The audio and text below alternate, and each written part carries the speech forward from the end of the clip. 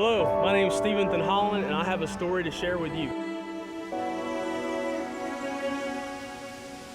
When I was 8 years old, I had some friends at school came up to me and said, "Man, you're really weird." They said, "Yeah, your entire family's white, but you're not." I'm looking at my skin and I'm like, they're not lying. Like, I'm brown. Crazy how that never came up. I mean, I'm 8 years old and I'm finding out for the first time that I'm brown.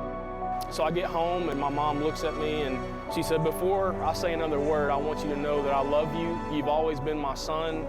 Nothing's gonna change that. Son, you were adopted. We brought you into our family when you were 7 days old."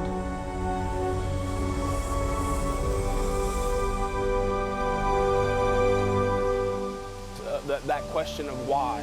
Like, I don't understand why this hurts, and I don't understand why a mother would not want her son, and I don't understand, why this family is not my blood.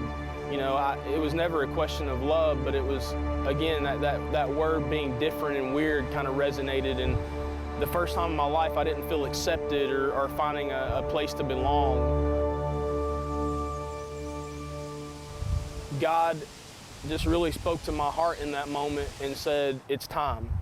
And I was like, I'm wrestling with that. "God, what do you mean it's time?" And he said, "It's time to look for your mom." So I went back to that moment as an 8-year-old sitting on the edge of my bed, and my adopted mom giving me this folder with 8 pages of typewriter paperwork and that journaling. And I go to a box and I find that folder and use the power of the internet. Within 3 days, I found a website from my uncle, and there's name after name after name matching up on what I have in paperwork. So I sent him an email. He reads it at 1 o'clock in the morning, and he actually called me at 1 in the morning. There's no way I could do that. I was like, I gotta wait. So I waited till 7 after I got a little sleep. And so I call him at like 7 in the morning, and we have this, it's 2 hours of tears, and is this really happening? Like, it's just shock. And so about 2 months later, I jump on a plane, fly up to Spartanburg, South Carolina to meet him. And that vision that we talk about starts to become very clear. He sits down with me and shares that your mom was 18 years old, mentally challenged, raped by 5 men. She carried you homeless almost the entire pregnancy. She literally fought for your life. She was in a state mental hospital, and because when they found out that she was pregnant, they were giving her some options that she wasn't happy with, so she decided, you know what, this is my son, I'm gonna fight for him. So she left that facility and wound up at his home for almost a week.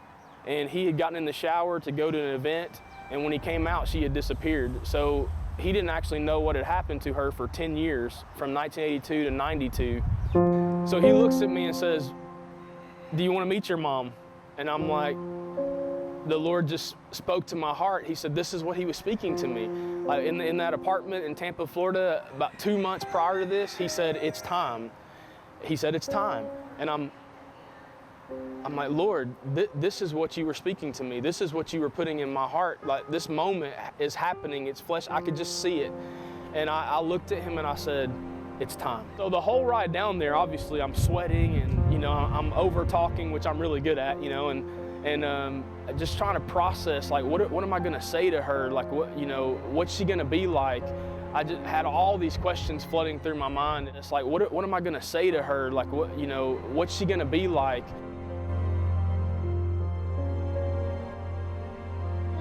My sunshine, and I love my life, and I love all of y'all, and never forgive me. Amen. So we had all these grand plans of how everything was going to kind of play out. We had a game plan, our plan, but God had a different plan. In that moment, when she finished speaking or singing her song, God said, "Sing Amazing Grace." Amazing grace, how sweet the sound that saved a wretch like me. And I realized in that moment that this woman that I'm looking at, that I call my mom, saved my life. She carried a picture of a child, a baby that she thought was hers for 17 years. And I was able to take a photo album that I had that had a picture of me from the first day that she dropped me off, gave me up, and got to show her my life in pictures, like as many as I could find. You know, the other side of this story is, you know, you have this family that took in a 7-day-old child.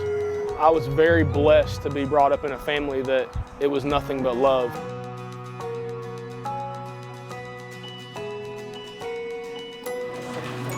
Mama Glenda, I want you to meet my special friend.